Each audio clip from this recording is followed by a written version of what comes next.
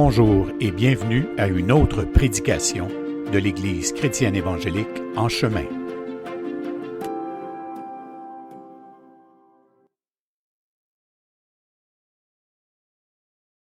Alors, bon matin à tous. Nous voici dimanche le 18 octobre 2020, toujours dans le confinement causé par la COVID-19. Donc, une des réalités qui devrait surgir à notre regard dans cette pandémie, c'est que l'Église n'est pas empêchée d'être l'Église malgré tout ça, bien que, évidemment, avouons-le, ça nous dérange, ça nous affecte de toutes sortes de façons. On aimerait que la situation soit tout autre, c'est bien évident. Mais bon, voici, Dieu bénit quand même, on peut se partager la parole, s'encourager. Donc, suivant cette prédication, juste après, il y aura une rencontre Zoom pour les membres de notre Église, évidemment, suivant le processus habituel du Zoom de François Dubois qui est déjà publié sur la page Facebook privée. Alors voilà pour cette petite annonce. Donc à tout à l'heure pour tous ceux qui sont morts, mais pour tous les autres, ben, on vous salue également, puis on vous remercie également. On vous remercie, puis j'aimerais prendre le temps de remercier ceux qui, sans qu'on en ait fait la demande, nous envoient des dons. Et puis bon, bref, on reçoit ça, puis on n'en a pas fait la demande, mais en même temps, on le reçoit avec joie, puis on le reçoit avec gratitude. Ça signifie que vous appréciez le travail qu'on fait, et puis un gros merci, c'est vraiment aimable de votre part, et puis sans aucune obligation, là, comme ça, on dirait que c'est encore plus intéressant quand ça arrive, alors qu'on ne l'a pas demandé, qu'on ne l'a pas sollicité. Donc, dans l'Église en chemin, c'est ce genre de choses qu'on aime voir à travers la façon qu'on a approché notre vision de l'Église. Elle s'appelle pas En chemin pour rien. C'est que on veut apprendre ou réapprendre, je le dirais de même, à ce que ça veut dire marcher avec Dieu. Un peu plus au jour le jour, tu sais, c'est découvrir, faire confiance à Dieu, à y avoir des défis, de pas avoir les solutions, puis de regarder comment Dieu les amène, lui, les solutions. Donc, de pas trop, de pas s'hyper structurer pour pas s'immuniser éventuellement, qui fait que on aurait comme presque plus besoin de Dieu tellement qu'on est bien organisé. Donc, on vit cette expérience-là en Église. Et ça nous fait redécouvrir la présence de Dieu, les provisions de Dieu, la fidélité de Dieu. Et ça, c'est vraiment une grande réjouissance. Donc, encore une fois, je fais cette remarque, c'est pour vous dire que c'est excessivement apprécié. Donc, voilà pour cette introduction. Donc, aujourd'hui, on poursuit dans le sujet de l'amour de Dieu. On est rendu à la 6e prédication là-dessus. Donc, Amour de Dieu 6. Et s'il y avait un sous-titre ce matin, ce serait Celui à qui on pardonne peu aime peu. Donc, il y a dans cette courte phrase le mot amour. Donc, celui à qui on pardonne peu aime peu. Et si je me donnais un objectif de communication dans cette prédication, où est-ce que je veux qu'on aille, si on veut, à travers le sujet d'aujourd'hui, ça serait de comprendre que notre compréhension de l'amour de Dieu, euh, notre profonde compréhension de l'amour de Dieu peut pas être séparée de la qualité du pardon qu'on reçoit. Et c'est à travers un texte qu'on va le constater. C'est que l'amour de Dieu, c'est un dépôt. Il est là, il est révélé dans nos cœurs par Jésus-Christ. Il est théologiquement vrai, il est théologiquement riche et juste. Il est intentionnel de la part de Dieu, donc on n'a pas à aller le chercher. Dieu nous l'offre. Donc, c'est pas l'amour de Dieu qui pose un problème, c'est notre réception de l'amour de Dieu. Et il semble, à travers le texte qu'on va lire aujourd'hui, que cet amour de Dieu-là est mieux saisi par quelqu'un qui a beaucoup à se faire pardonner. Donc, si vous êtes très pécheur, vous êtes vous êtes la personne idéale pour le recevoir beaucoup, l'amour de Dieu. Et c'est pas pour rien que dans les évangiles, on voit que les gens de mauvaise vie, les prostituées, les gens qui avaient des vies tout croches, s'approchaient davantage de Jésus et recevaient davantage de lui que ceux qui avaient peu de fautes, en tout cas de leur point de vue, qui se sentaient moins pécheurs. Donc, il y a dans cette réalité de notre condition pécheresse le lieu de rencontre et de révélation de l'amour de Dieu. Donc, c'est étrange parce qu'on pourrait penser que dans l'Ancienne Alliance, sous la loi mosaïque, c'est celui qui avait le meilleur comportement qui se trouvait le mieux. Et plus tu avais un mauvais comportement, plus tu te plaçais sous l'angle de la discipline et de la colère, alors que dans la Nouvelle Alliance, on a l'impression qu'il y a un renversement de faits. Ce sont les pécheurs qui se reconnaissent pécheurs, qui semblent être favorisés pour une grande, grande révélation de l'amour de Dieu. Donc, je reprends où j'ai laissé la semaine dernière, c'est-à-dire en Galates 5, 22, il était question du fruit de l'esprit. Et c'est intéressant parce qu'on en a reparlé dans nos rencontres Zoom du matin cette semaine parce que ça a laissé des traces, puis c'est intéressant d'exploiter ça. Donc, le questionnement sous-jacent de la semaine passée au sujet de Galates 5, 22 n'était pas tant de savoir, c'était pas tant de savoir si comment dire, c'est pas tant de savoir ce qu'est le fruit de l'esprit dans la diversité de ses 9 composantes, hein? Parce que le fruit est défini au singulier. Il y a un fruit de l'esprit, mais ce fruit de l'esprit-là se divise en 9 composantes. Donc, on n'a pas voulu savoir ce que voulait dire l'amour, la patience, la bonté. Je pense qu'on le sait, ce que ça veut dire. Ce sont des qualités qui favorisent les relations humaines de qualité. Donc, l'Esprit Saint, c'est comme si Paul disait, l'Esprit Saint devrait produire dans vos cœurs des qualités, des composantes, des qualités, des attitudes qui vont multiplier, qui vont vous rendre attirant sur le plan des qualités humaines que vous allez développer. C'est vraiment intéressant de le comprendre comme ça. Donc, c'est pas le contraire de ces composantes-là que le fruit est supposé de produire, mais c'est bel et bien des attitudes, et ce sont des attitudes humaines, mais produites par l'Esprit de Dieu. Donc, c'est vraiment intéressant. Le fruit d'esprit est en quelque sorte, je dirais ici, là, comme si c'était l'indice. Vous savez, vous avez, quand vous écoutez les résultats de la bourse à la télévision, on vous parle de l'indice des marchés, l'indice Dow Jones, des différents indices qui mesurent la qualité et la progression de l'économie, eh bien, c'est comme si le fruit d'esprit était l'indice de notre santé spirituelle. En réalité, si Paul dit que c'est ce que le Saint-Esprit devrait produire dans nos vies de croyants, alors on se dit, OK, si je devais me comparer à quelque chose, je ne devrais pas me comparer aux autres, pas se comparer à Dieu non plus, mais on pourrait s'examiner à la lumière de ce fruit-là. Donc, c'est pour ça que je dis que c'est un indice qui mesure quelque chose dans nos vies. Maintenant, ça peut paraître décourageant, finalement, quand on se mesure. Et là, c'est de ce découragement-là qu'on a peur. On se dit, oh non, non, j'aime mieux pas trop faire l'exercice. J'ai peur de voir des choses affreuses et je vais me sentir coupable. Mais moi, je nous lance le défi aujourd'hui de quand même plonger là avec courage, non pas en vue de notre découragement, mais peut-être qu'on va saisir une force d'encouragement malgré ce qu'on pourrait voir d'affreux, parce que si je suis en train de nous dire que l'amour de Dieu est révélé dans nos cœurs par le Saint-Esprit qui nous a été donné, s'il est révélé dans les profondeurs de nos ténèbres, alors si vous voulez connaître, si je veux connaître mieux, saisir davantage l'amour de Dieu pour moi, ben c'est dans les profondeurs de mes ténèbres qui semble que je le rencontre là, parce que grâce, bonté et amour de Dieu me sont offerts en fonction aussi de la personne que je suis, mais du pécheur profond que je suis aussi. Donc, si je refuse d'aller visiter ça dans ma vie, ben, c'est comme si je refusais de me rendre là où l'amour de Dieu va me rencontrer. Bien que je sais que l'amour de Dieu nous est déjà révélé par le Saint-Esprit qui nous a été donné, nous, on préfère avoir cette prière souvent, Seigneur, remplis-moi de ton amour. Tu sais, en d'autres mots, je veux pas savoir sur moi, je veux pas comprendre où ta grâce ou travaille dans ma vie.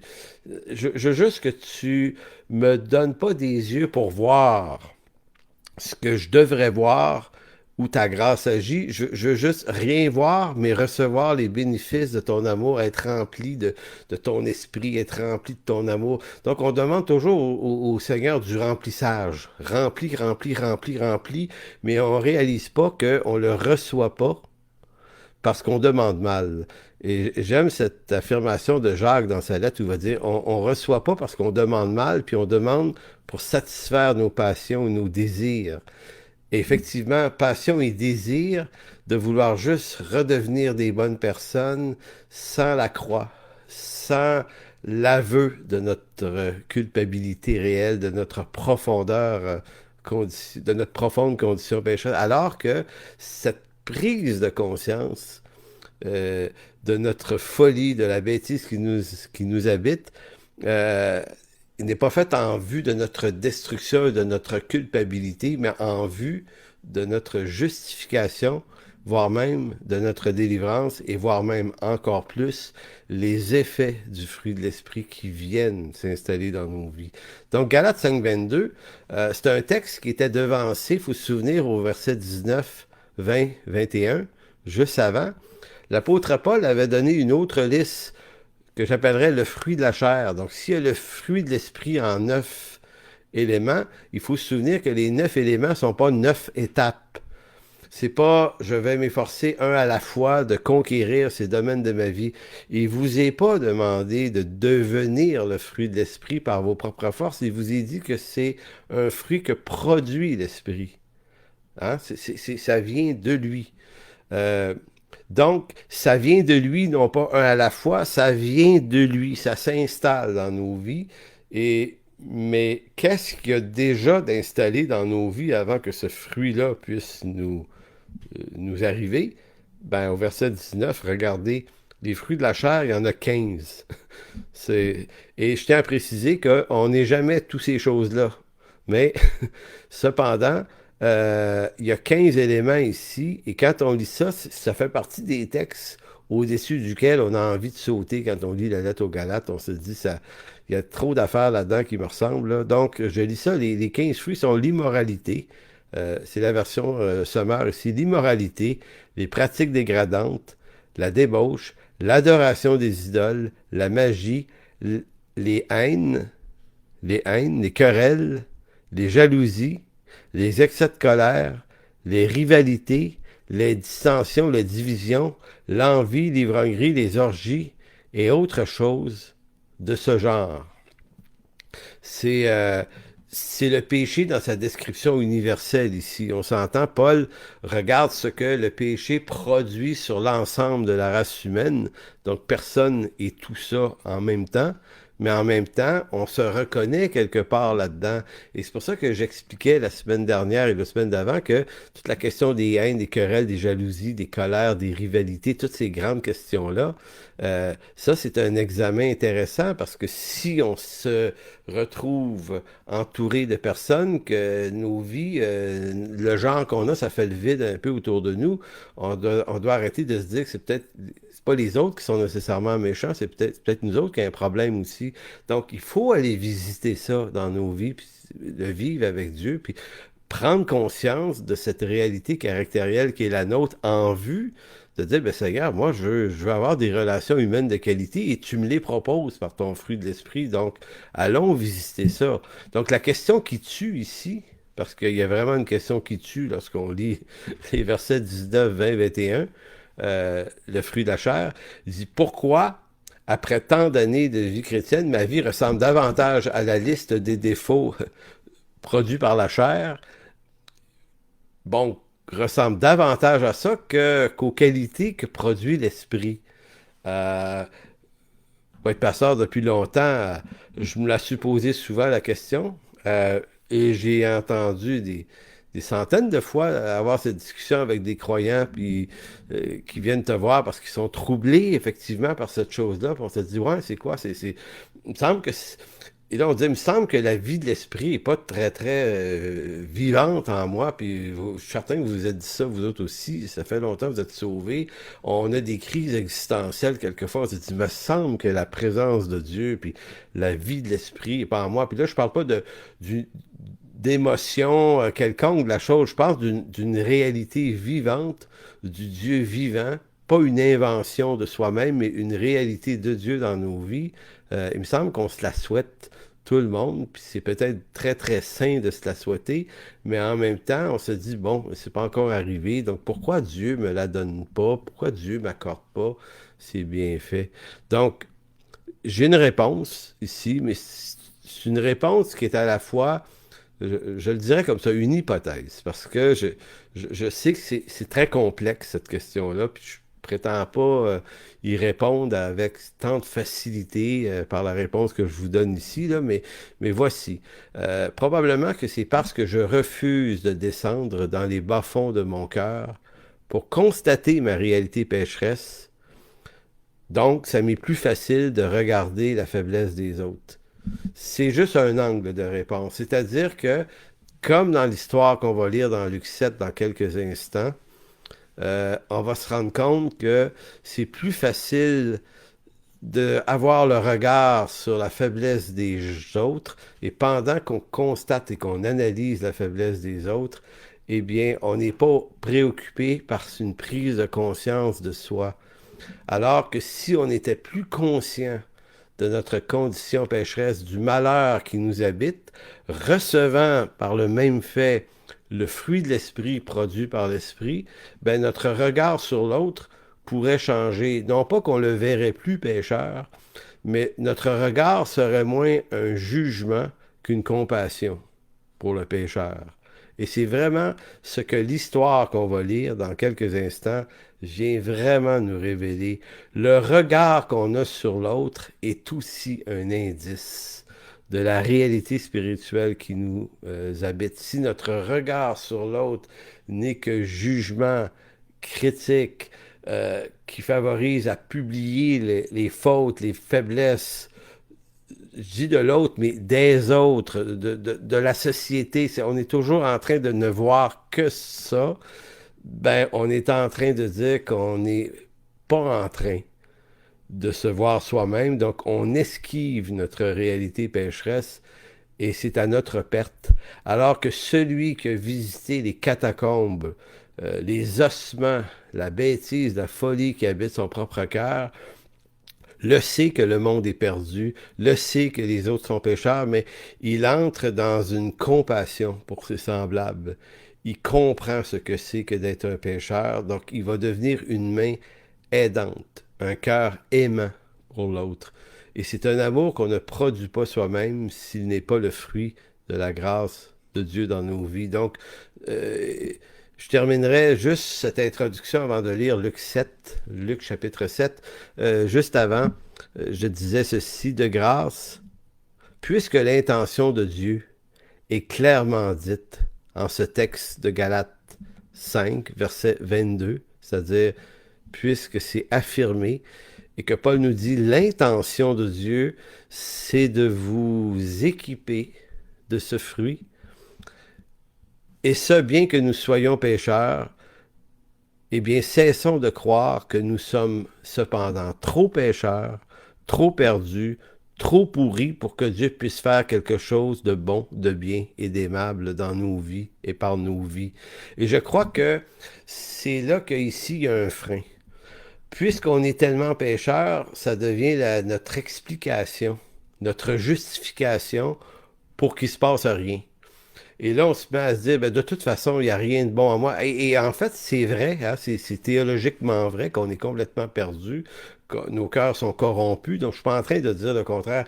Nous sommes toute cette corruption.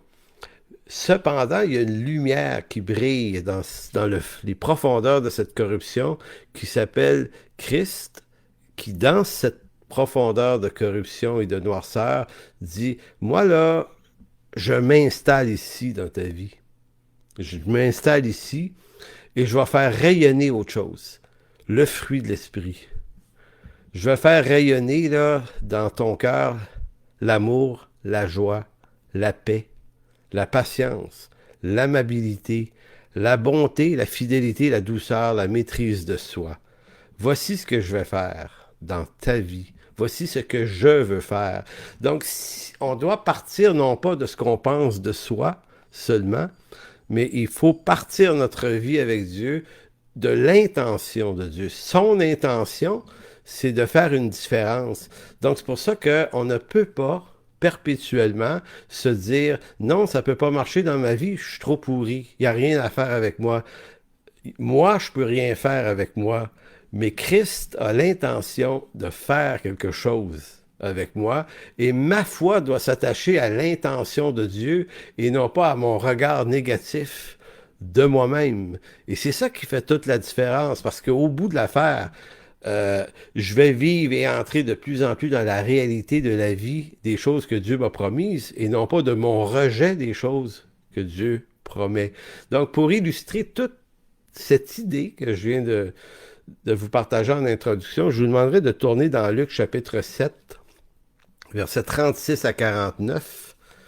Et la prédication va se concentrer sur cet unique texte ce matin, parce qu'il est assez long. Il est en lui-même, il contient tout ce qui est intéressant de comprendre. Et là, on parle d'une lecture très attentive. Il y a des détails dans ce texte-là qui, ma foi, ne devraient pas échapper à notre attention, si on veut. Donc, Luc 7, 36, 49. Et si on donnait un titre à ce texte, ça serait « Celui à qui on pardonne peu, aime peu ». Parce que c'est à peu près, en gros, la conclusion que Jésus va donner au bout de l'histoire. Donc, au verset 36, un pharisien invita Jésus à manger. Jésus se rendit chez lui et se mit à table. Survint une femme connue dans la ville pour sa vie dissolue. Comme elle avait appris que Jésus mangeait chez le pharisien, elle avait apporté un flacon d'albâtre rempli de parfum.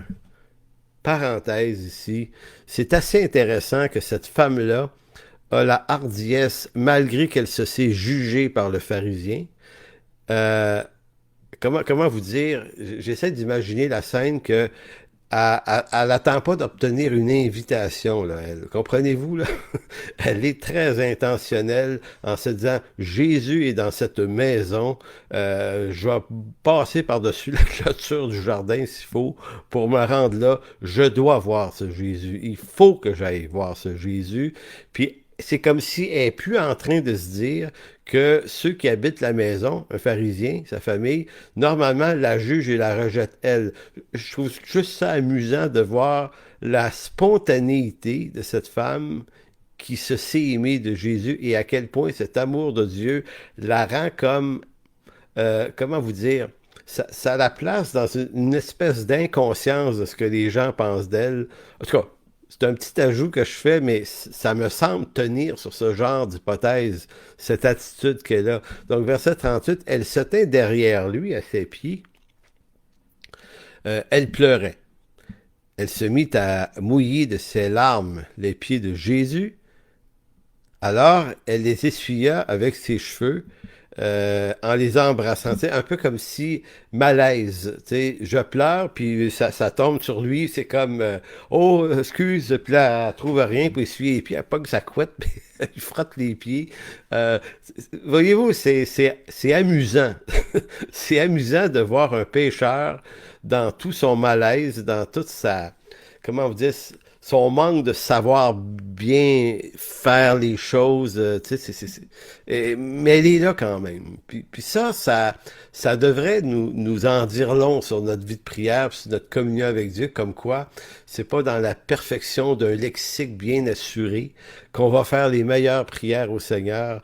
On peut arriver là, avec tout ce qu'on est, là, qui marche pas bien, là, qui fonctionne pas bien, on n'a pas les bons mots pour le dire, puis c'est pas grave.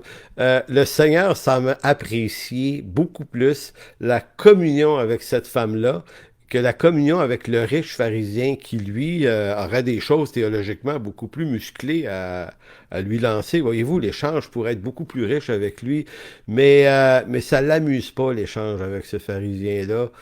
Jésus est hermétique aux faux semblants. C'est pour ça que je vous dis, on aime beaucoup la théologie. Moi, j'apprécie beaucoup la théologie, puis des fois, je réfléchis à que ma vie ne sera pas bâti sur simplement un frame théologique et des questions, de la maîtrise de grandes questions savantes.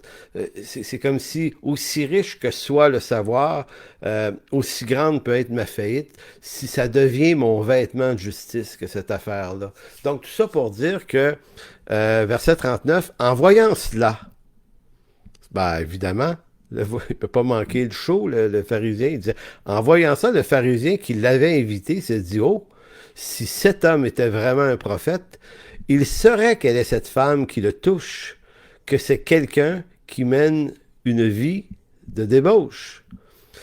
Vous voyez tout de suite dans la remarque du pharisien, vous voyez tout de suite exactement qui il est. Il n'y a pas de compassion pour cette femme-là. il y a rien de bon pour elle, lui. C'est comme, c'est quelqu'un qui est trop dans la place. Et Jésus devrait franchement s'en rendre compte, parce que là, nous autres, on avait un rendez-vous important, moi puis Jésus, puis là, moi, j'ai des grandes questions à jaser avec lui.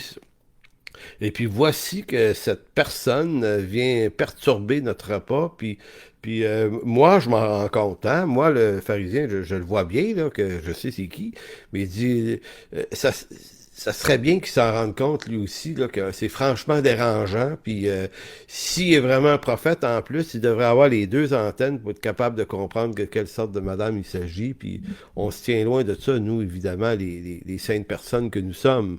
C'est à peu près, là, en exagération, grossièrement, ce qu'on pourrait paraphraser de l'attitude de l'homme.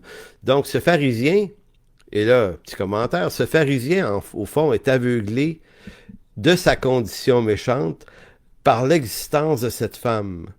Ce que j'essaie de dire ici, ce qui fait qu'il est un pharisien à la hauteur du pharisaïsme qu'il est à Jérusalem il y a 2000 ans, c'est justement parce qu'existe ce genre de femme-là. En d'autres mots, ce qui donne de la hauteur aux pharisiens ou à l'attitude du pharisien, c'est la bassesse des pécheurs. Ils sont pharisiens, ils sont hauts, ils sont grands, ils sont saints, ils sont glorieux en fonction de la distance qui les sépare des pécheurs. Si on enlevait les pécheurs de là, leur regard sur eux-mêmes pourrait changer. Donc ce pharisien est aveuglé de sa condition méchante parce qu'il existe de telles femmes. Cependant, sa réussite à lui ne dépend pas du fruit de l'esprit, mais de sa conviction qu'il est une bien meilleure personne qu'elle. Donc, si lui, là, manifeste une certaine hauteur de sainteté, de pureté, parce qu'il suit la loi rigoureusement, c'est pas un méchant monsieur, là, ce gars-là, en passant, c'est un pharisien, c'est des hommes qui avaient des vies propres, des vies pures, des vies normales puis équilibrées. Donc, faut pas le voir comme plus hypocrite qu'il est. Il est l'homme de la réussite, comme dirait Dietrich Bonhoeffer. C'est celui qui réussit. Donc, mais sa réussite à lui, davantage le fruit d'une immense discipline religieuse que d'un fruit de l'esprit. Or, ce que Paul nous propose dans Galates 5, 22, c'est pas une vie meilleure par soi-même, mais c'est une vie meilleure par le fruit de l'esprit. Donc, vous voyez, on peut, on peut l'atteindre, cette vie meilleure, sans que ça soit forcément le fruit de l'esprit. Maintenant, comment on le sait qu'on l'a atteint par soi-même et non pas par le fruit de l'esprit? Ben, ça se montre par le regard qu'on a sur les gens. Le regard de compassion ou le regard de jugement et de rejet. Tout est là. Euh, comme lui, nous croyons réussir nos vies parce qu'il y a pire que nous autour de nous. Si la réussite résultait du fruit de l'esprit, cet homme, comme nous-mêmes, aurions manifesté un peu plus de bonté envers cette femme. Donc, en réalité, cet homme ne peut pas lui manifester de la bonté parce qu'il ne la possède pas, cette bonté. Donc, le fruit de l'esprit, l'amour, la bonté, l'amabilité, sont des qualités qui sont étrangères à sa culture religieuse. Donc, lui est toujours en mode correctif. Tu sais, il est toujours en train de corriger ce qui lui apparaît comme des erreurs des autres. C'est toujours ça qu'il regarde. Donc, il n'est pas capable d'en laisser passer. Il n'est pas capable de juste aimer, d'encourager. Il faut qu'il juge, puis qu'il mette toujours en lumière ce qui est la faiblesse de l'autre. C'est ça le problème ici. Et je vous le disais un peu plus tôt, cette attitude à mettre en lumière la faiblesse de l'autre et à vouloir absolument l'éclairer est une forme d'aveuglement. C'est par ce geste qu'on montre l'éloignement de sa propre condition qu'on ne veut pas voir. Donc, en regardant la faiblesse de l'autre, on n'est pas exposé à sa propre faiblesse. Et la faiblesse de l'autre nous aide à s'élever au-dessus. Verset 40. Donc, après que le pharisien ait dit tout ça, hein, si cet homme est prophète, il saurait de quel genre de personne il s'agit. Verset 40, Jésus lui répondit à haute voix, Simon, j'ai quelque chose à te dire. Oui, maître, parle, répondit le pharisien. Il dit, il était une fois un prêteur à qui deux hommes devaient de l'argent. Le premier devait 500 pièces d'argent, le second 50. Comme ni l'un ni l'autre n'avaient de quoi rembourser leurs dettes, il fit cadeau à tous deux de ce qu'ils lui devaient. À ton avis, lequel des deux l'aimera le plus? C'est intéressant. Hein? Deux dettes. Un qui doit 500 $, l'autre qui en doit 50. Mettons que c'est ça, là. Lequel va apprécier le plus qu'on efface la dette? Bon, Simon répondit, je suppose, je suppose, auquel il aura remis la plus grosse dette. Voilà qui est bien jugé, lui dit Jésus. Et là, remarquez que son jugement est faux à ce pharisien-là, mais que son explication, sa réponse, en d'autres mots, j'ai envie de dire, sa théologie de la chose est parfaitement juste. Donc le pharisien connaît la bonne réponse. Il n'est pas bête. Théologiquement, nous connaissons, comme lui, toutes les bonnes réponses. Mais connaître les bonnes réponses, c'est pas une démonstration du fruit de l'esprit. C'est là que c'est troublant. Donc, le fruit de l'esprit ne veut pas nous conduire à des exactitudes qui nous amènent à maîtriser absolument la bonne réponse toujours à dire, mais le fruit de l'esprit nous amène ailleurs. Puis là, je ne suis pas en train de dire que c'est pas utile de connaître les bonnes réponses puis avoir une bonne théologie. Comprenons pas.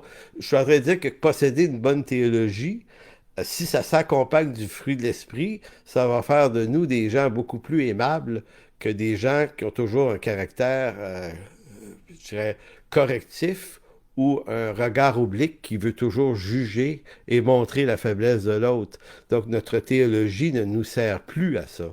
Elle nous sert à apprécier les vérités de Dieu, elle nous sert à en parler, mais elle ne devient pas une arme de soi contre l'autre. Mais ça, Simon le pharisien ici, lui, est pas capable d'habiter ce lieu parce que ce qu'il a acquis vient forcément pas d'une œuvre de l'Esprit de Dieu, mais une œuvre de lui-même, de ses réussites. Et souvent, les réussites s'accompagnent de conditions gagnantes. T'es né dans un bon pays, dans une bonne famille, t'as eu des bons parents, une bonne éducation, on t'a placé au bon collège, on t'a placé dans les bonnes institutions et finalement, t'as hérité des meilleures conditions de vie pour devenir une bonne personne, ce qui est une excellente chose. On aime mieux ça qu'être une mauvaise personne d'emblée, mais sauf que cette excellente démarche produit pas le fruit d'esprit. Et ce que ça veut montrer, c'est pas que la bonne démarche n'est pas une bonne chose, puis pas une bonne idée à poursuivre. Poursuivons-la pour nous-mêmes puis nos enfants.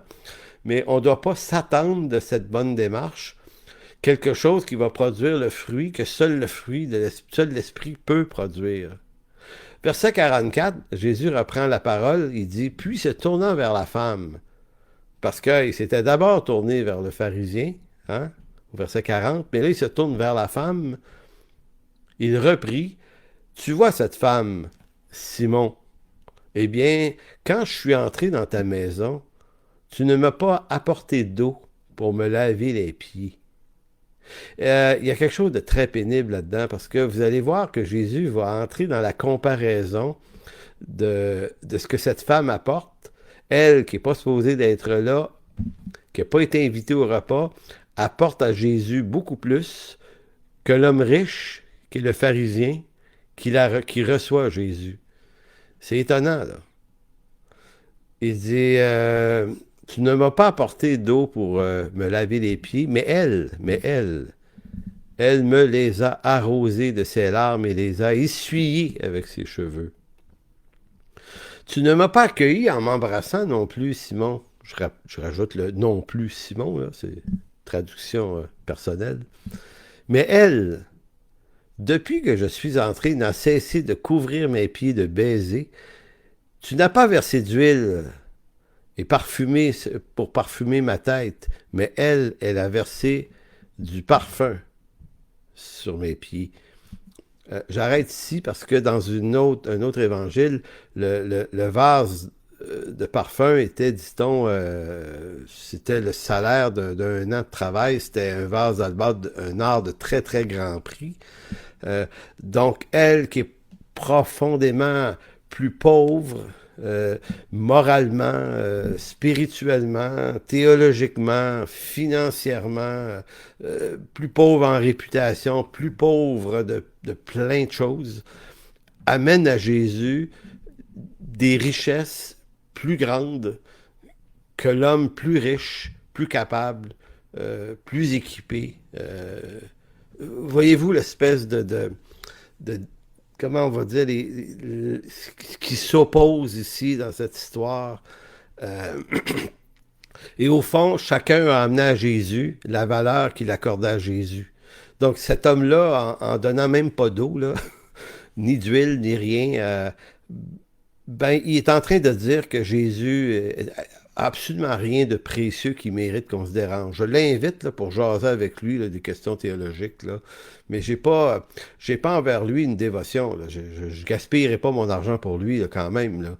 Alors qu'elle, elle va tout dépenser ce qu'elle a, et par ceci, on comprend elle est dans la, si on veut, l'image ou la parabole mentionnée plus tôt des deux hommes qui avaient beaucoup de richesses, l'un à qui on remis beaucoup plus que l'autre.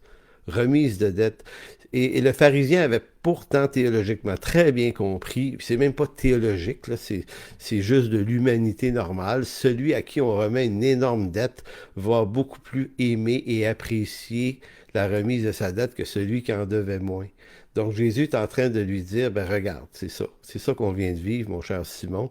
Cette femme-là est en train de manifester, non pas simplement de la générosité naturelle, tu sais, dire, ah, on est une bonne personne, j'ai toujours pensé de même. Tu sais, des fois, j'entends beaucoup même des croyants dire, ah oui, oui, oui, je suis d'accord avec ça. Moi, je suis tellement bon. Arrêtons de dire des affaires de même. Quand on le dit de soi-même trop, ben, c'est presque troublant. Voyez-vous, cette femme-là, là, elle ne dit rien d'elle-même. Elle ne dit pas, oui, oui, moi, je suis généreuse de même. Non, non, non. Quand tu es dans la conscience de ta faiblesse, de ta pauvreté, tu exprimes moins que celui qui se croit riche de ces bontés-là, mais qui en réalité en est complètement pauvre. Donc le prix que l'on paie pour Jésus est aussi un indice de la valeur qu'on attribue à sa grâce et à son amour à notre égard. Si j'ai été beaucoup pardonné de lui, ça ne me met pas en dette envers Jésus. Cette femme-là lui devait pas ce vase de parfum qu'elle a versé. Jésus lui a jamais demandé, je t'ai tellement aimé, puis je t'ai tellement pardonné, maintenant, fais des grandes choses pour moi. C'est pas comme ça que ça se passe. Bon, il ne s'agit pas de manipuler les gens. Si vous aimez Jésus, vous allez donner...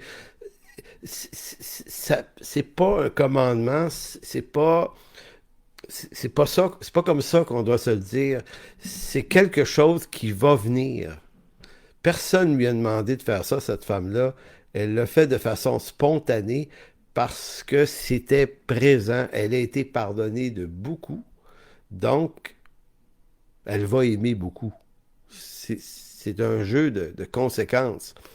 Verset 47, on arrive vers la fin.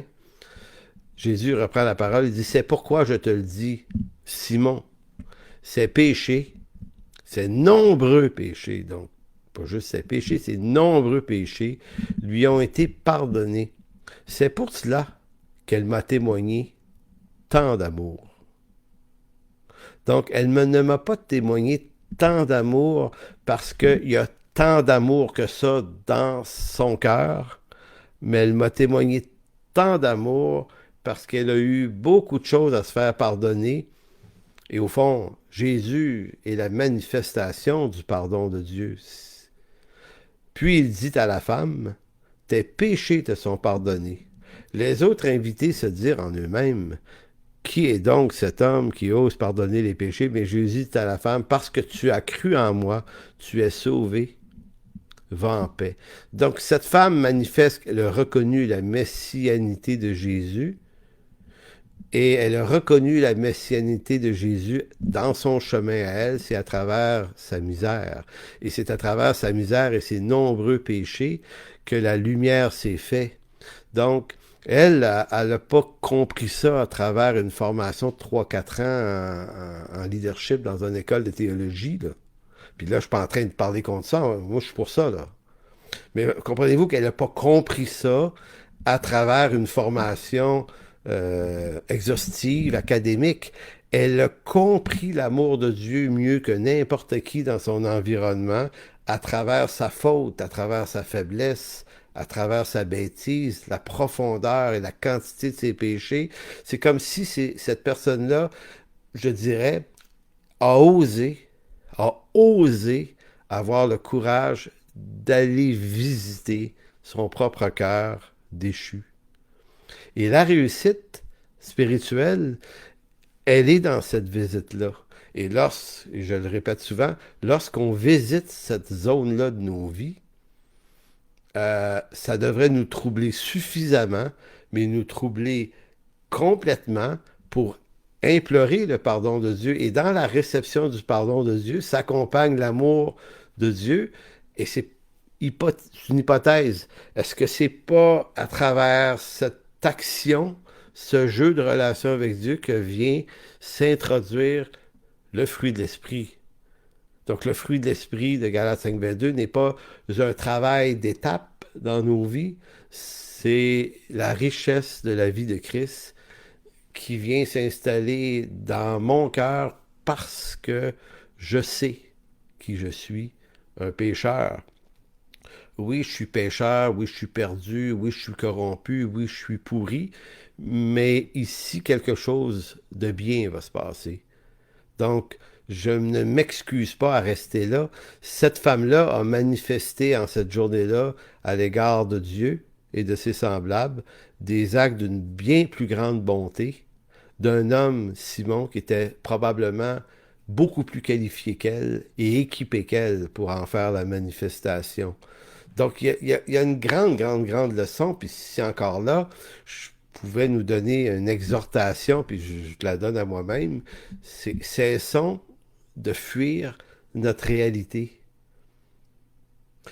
Saisissons la bonté de Dieu et la bonté, l'amour, la grâce de Dieu pour le pécheur soi-même. Les autres, c'est leur problème à eux. Mais notre bonté, notre réalité supérieure, ce que Dieu veut faire de bon ne doit pas se faire en dépit de ceux qui le sont moins. Donc, j'ai pas à être un pharisien, à devenir pharisien par rapport à la faiblesse de celui qui s'en éloigne le plus possible moralement et humainement. Si c'est ça ma sainteté, ben c'est de la pourriture en réalité. Donc, je suis encore en train de manifester ce qu'il y a de plus fou en moi, alors qu'au contraire, je devrais y plonger complètement, avec courage, et voir ce qu'il y a à voir, laisser Dieu me parler sur moi-même, parce que je sais qu'entre ses mains, je suis en sécurité. En même temps, même si Dieu me fait constater les folies de mon propre cœur, lui, il ne le fait pas en vue de ma condamnation, mais en vue du pardon et de ma justification. Donc, notre connaissance de l'amour de Dieu ne dépend pas du seul savoir théologique des faits bibliques entourant l'amour de Dieu. Non, cette connaissance de l'amour de Dieu passe par un autre canal, celui du pardon de Dieu qui répand sa grâce dans les profondeurs les plus tortueuses de mon cœur. Nous demandons souvent à Dieu de nous remplir de son esprit, de nous rendre plus saints, de nous donner le fruit de l'esprit, de nous revêtir de puissance, mais nous demandons ces saintes et bonnes choses, mais en réalité non en vue de sa gloire, mais en vue de la nôtre. On veut devenir bon, puis on est en train de dire, donne-moi-là ces choses-là, ça gars. Ça veut dire, ouais, mais on va aller visiter tes sous-bassements. Non, ça va pas là, hey, pas beau là.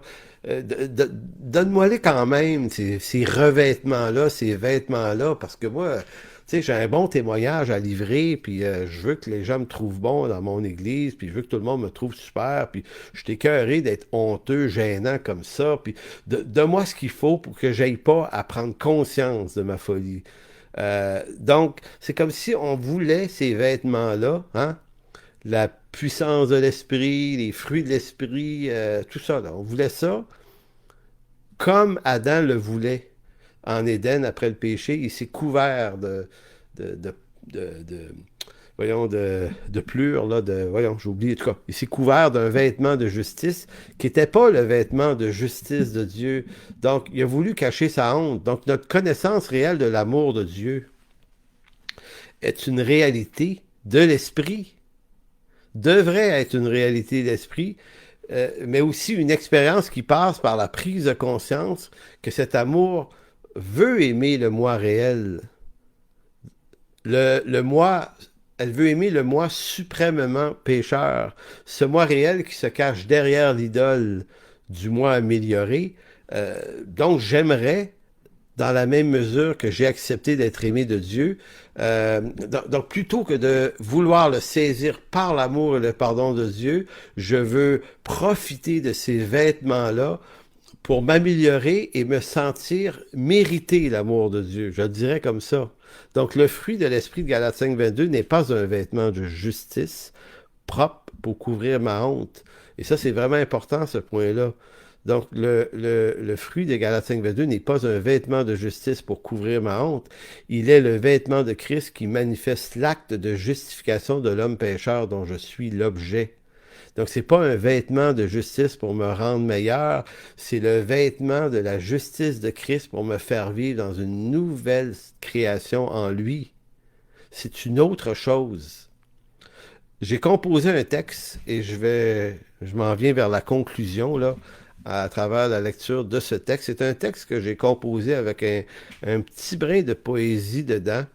Je voulais le faire bien, ce texte-là, puis je voulais me donner la peine de bien le travailler pour montrer une idée toute simple sur l'amour de Dieu.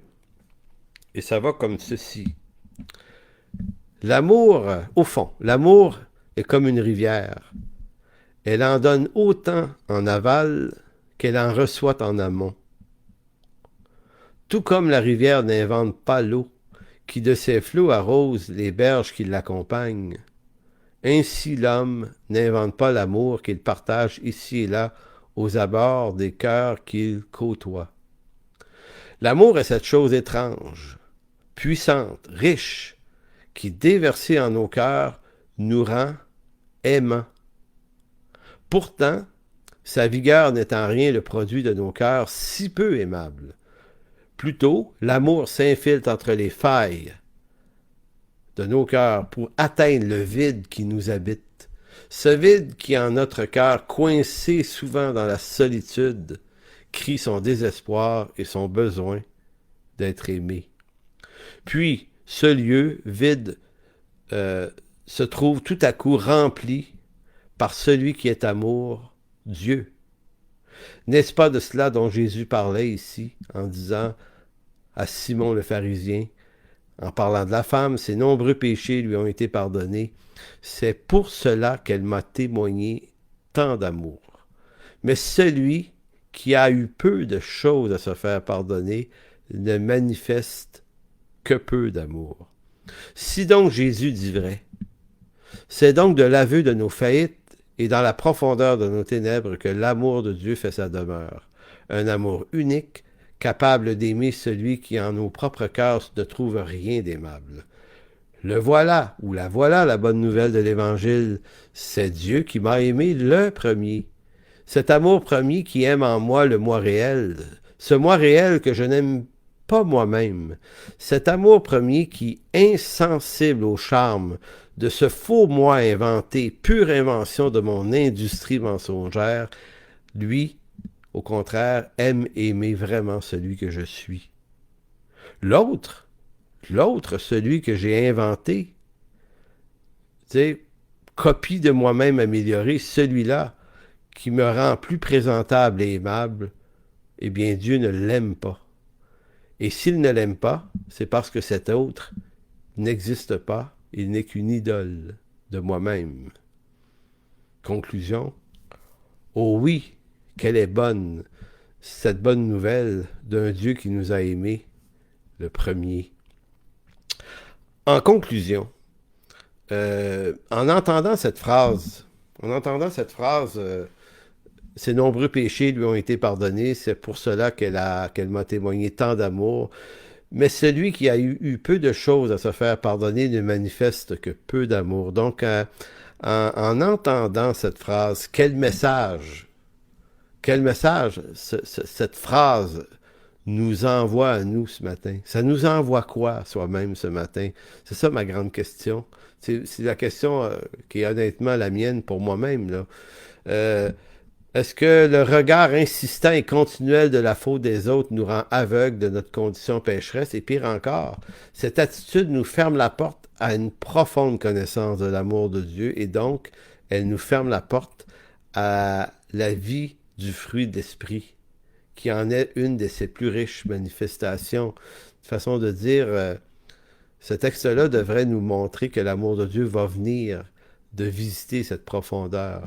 Aussi, mais aussi ce texte ne nous dit pas comment être moins pécheur. C'est-à-dire, je dirais ces textes, Galates 5, 22, toute cette histoire de Luc 7, ces textes ne nous disent pas comment être moins pécheur. Ils nous disent seulement que la prise de conscience lucide de notre condition pécheresse dans ce qu'elle a souvent de plus affreuse et notre besoin de pardon est le meilleur des chemins pour comprendre et vivre pleinement l'amour de Dieu révélé en Jésus-Christ. C'est ce que ces histoires-là, c'est ce que ces textes-là nous révèlent. Donc, ils ne nous disent pas comment être moins pécheurs, ils nous disent comment entrer davantage dans la réalité de l'homme nouveau, créé en Jésus-Christ, parce que le but de Dieu, l'intention de Dieu pour vous et moi, c'est une nouvelle création. Il a recréé toute chose nouvelle en lui. La lettre aux Colossiens en témoigne avec tellement de clarté. Donc, Dieu est en train de travailler, faire une œuvre en vue de cette chose nouvelle. Il n'a pas l'intention de réparer les vieilles outres. Il a eu plutôt l'intention de mettre un vin nouveau dans des outres neuves. Et notre attention devrait être portée de ce côté-là. Et en question de quoi, cette femme qui avait rien pour elle était, comme on pourrait dire, plus avancée dans le processus qu'un Simon le pharisien mieux équipé que elle théologiquement pour y arriver. Et c'est là une partie du drame de nos vies. Comment on va laisser le Seigneur éclairer nos cœurs. Alors, merci Seigneur de bénir abondamment. Merci de bénir cette journée. Merci pour ta bonté, merci pour ta fidélité. Seigneur, ma prière est évidemment, c'est évidemment ce matin, Seigneur, que tu nous laisses pas nous échapper de ce courage nécessaire qui est d'affronter ce qui se passe réellement dans nos cœurs. Affronter ça avec courage parce que Seigneur, toi, tu es présent dans ces lieux, dans nos cœurs. Tu es là, Seigneur. Tu nous attends à ce lieu. C'est le rendez-vous qu'on a, c'est dans les profondeurs de nos cœurs parce que c'est aussi dans ces lieux profonds que tu veux opérer délivrance et guérison et prodiguer, Seigneur, une quantité de ta bonté, de ton amour, de ta grâce qui relève et qui produit dans nos cœurs des fruits nouveaux en vue de l'homme nouveau. Alors merci, Seigneur, de bénir le reste de cette journée. Merci de bénir cette semaine dans ton précieux nom, Jésus. Amen. Donc, grand merci à tous d'avoir pris ce moment ce matin avec nous ici, l'Église en chemin pour la prédication. Maintenant, on se laisse là-dessus et dans quelques minutes, pour ceux qui sont les membres de notre Église en chemin, sur la page privée, vous trouverez le lien qui vous permet de vous rendre dans le groupe Zoom qui va commencer et animé par Guy Gravel dans les minutes qui vont suivre. Alors, d'ici la prochaine semaine, portez-vous bien. Pour toute information, n'hésitez pas à communiquer avec nous à info@églisesenchemin.com.